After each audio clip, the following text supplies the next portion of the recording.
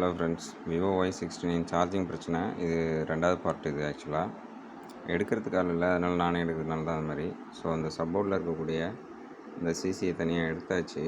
So சிசியில் problem இருக்குன்ட்டு voltage check பண்ண போகிறோம்.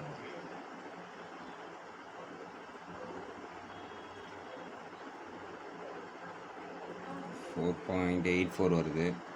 பேட்ரிக்கு சப்ளை எவ்வளோ போகுதுன்னு பார்க்கலாம். ஸோ சார்ஜிங் சிம்பிள் லைட் எரியுது பாருங்கள். பேட்ரிக்கு இன்க்ரீஸ் ஆகுதான்னு பார்க்கணும் நம்ம. அப்போ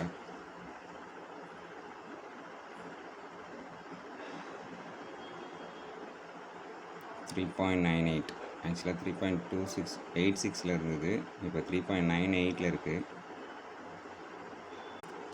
ஸோ அடுத்தது